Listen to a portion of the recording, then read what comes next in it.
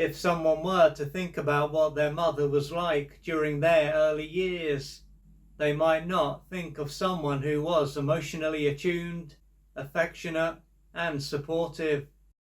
Instead, they could think of someone who was emotionally distant, was seldom affectionate, and was unsupportive.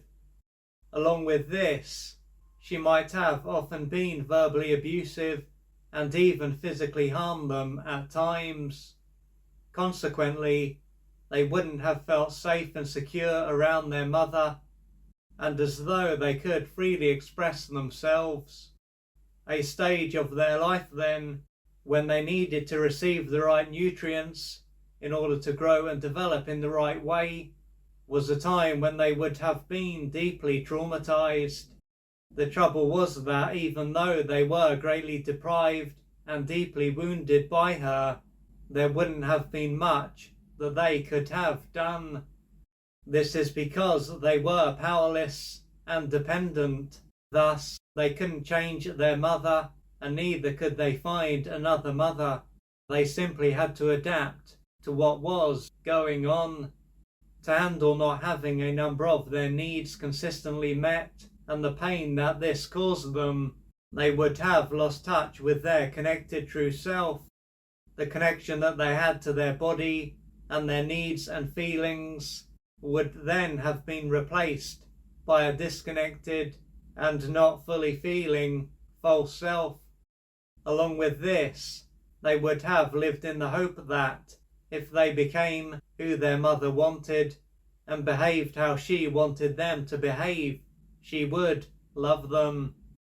But as futile as this was, it would have served as a secondary defense that made it easier for them to keep it together and function. And as they were egocentric, they would have personalized what took place. The outcome of this is that they would have believed that their needs and feelings were bad and that they were worthless and unlovable. Taking into account what they went through and the impact this had on them, it is not going to be a surprise if their adult life has been one big struggle.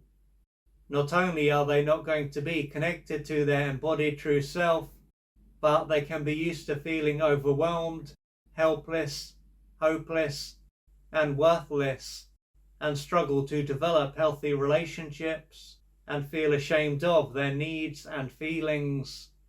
Furthermore, they can wonder why their mother was largely unresponsive to their needs and treated them like dirt.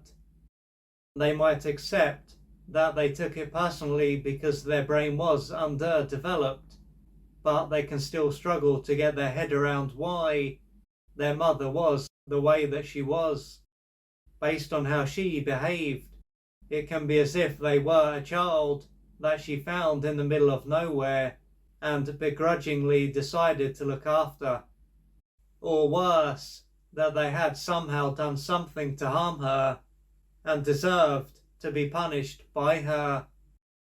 However, regardless of what enters their mind as to why she was this way, it is to be expected that their mind would be curious about why she behaved in this way.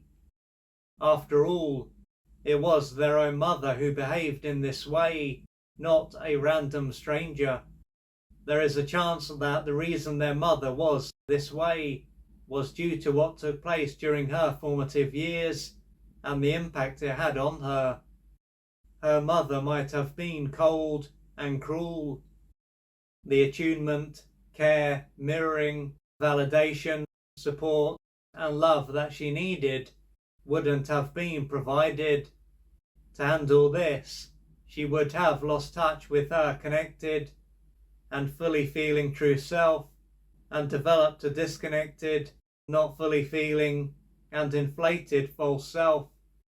So to handle being brought up by an insensitive mother and perhaps father, she had to become insensitive to herself. And by losing touch with her ability to feel her own pain, she lost the ability to empathize with others and feel their pain.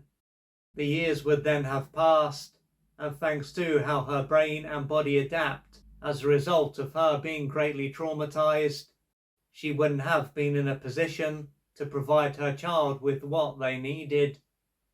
Not only this, but she would have been filled with anger, rage, and hate, and this would have been directed toward her child.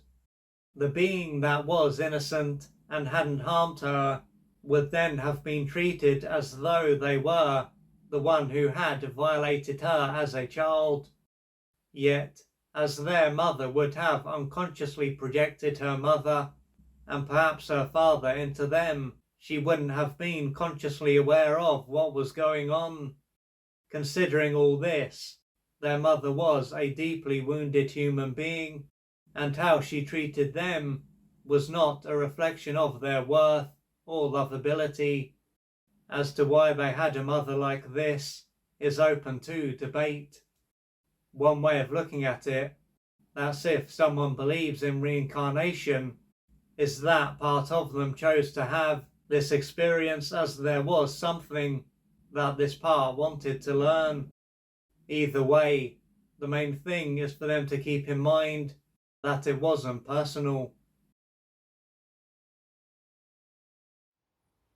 If you'd like to find out more about the services that I offer, please go to www.oliverjrcooper.co.uk or email me at info@oliverjrcooper.co.uk, and I'm looking forward to assisting you on your journey.